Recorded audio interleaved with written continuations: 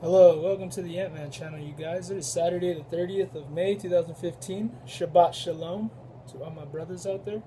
I got an article in front of me from ChristianPost.com, and it is under the column Politics. It was published today at 10:09 a.m., and it is by Anugrah Kumar, who is a Christian Post contributor.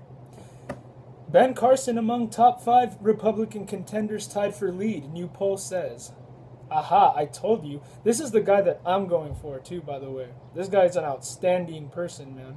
The thumbnail is Republican presidential candidate Dr. Ben Carson talks to pastors and community leaders during a meeting at the Bilingual Church in Baltimore, Maryland, May 7, 2015.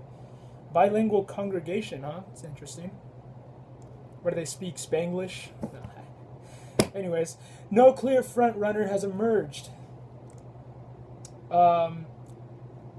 It just refreshed itself. It decided to refresh itself. Lovely timing. No clear front runner has emerged in the Republican field for 2016 in a new Quinnipiac University poll, which shows former neurosurgeon Ben Carson as one of the top 5 finishers, each with 10% support. The top 5 contenders are former Florida Governor Jeb Bush, former Arkansas Governor Mike Huckabee, Florida Senator Marco Rubio, and Wisconsin Governor Scott Walker. Apart from Carson, according to the national survey conducted May 19 through 26th among 1,711 voters across the country. Before officially announcing his running for president, Carson had gained the support of only 3% of the vote in the last Quinnipiac poll. Safe to say the 2016 Republican presidential primary is anyone's race, with no frontrunner and identical numbers for the top 5 contenders. It's a horse race which can only be described as a scrambled field, at least for so far. Quinnipiac University's poll assistant director Tim Malloy said in a statement, "Primaries are still several months away, but the poll results are significant because Fox News and CNN have said they will allow only the top 10 finishers as per the average of recent poll results in their premier debates. Senator Rand Paul of Kentucky gained 7% of the votes. Senator Ted Cruz of Texas got 6%. Real estate mogul Donald Trump has 5%. New Jersey Governor Chris Christie received 4%, and both Ohio Governor John Kasich and businesswoman Carly Fiorina got 2% each in the last Quinnipiac poll. Carson, who recently announced he's in the race, earlier said God helped him ace his chemistry exam at university by showing him all the answers. But he promised the Lord he wouldn't have to do for him ever again. He wouldn't have to do that for him ever again.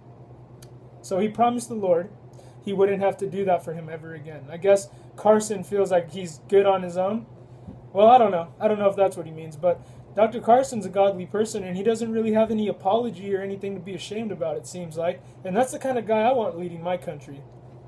Amen, I hope. Carson speaks a lot about Christian faith. He speaks a lot about his Christian faith. He earlier told David Brody of the Christian Broadcasting Network that there's a good chance he would run for president as he could feel God's fingers touching him gently for the 2016 race. The Quinnipiac poll also asked voters which candidate they would no way support, and 21% said it would be Trump, and 17% said Bush, and 15% said Christie. That actually sounds like an educated, crowd of voters right there. Hillary Clinton dominated among Democratic voters nationally with 57% support compared to 60% on April 23rd.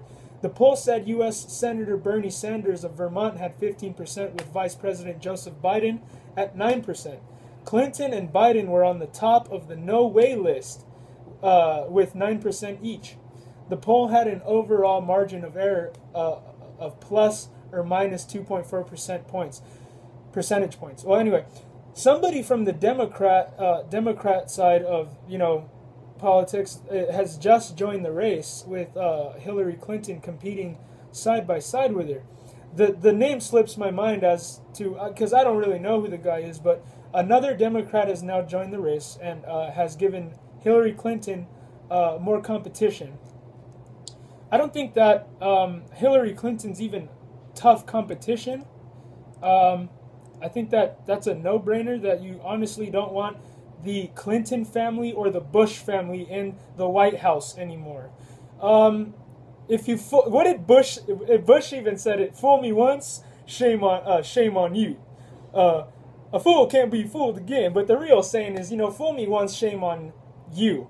Fool me twice, shame on me. Okay, let's learn from that. If we didn't have a good time with Bush or Clinton in the White House before, knowing that they have ties with the Obama administration, knowing that they're all like they're a really close family. They are, they are the very people that seem to love the special interest groups that, are against the will and the interest of the people of the United States. I would say that you have to be insane not to learn from what we have gotten from years of having the Bush family in office and the rest of that, man. These people are they're sellouts, they're like government elitists. Hillary Clinton has no business running for president. She's a career politician. She's so old. You know what I'm saying? Why would you want someone like that to be your president? Don't you know that career politicians are someone that you should probably be more suspicious of than to trust?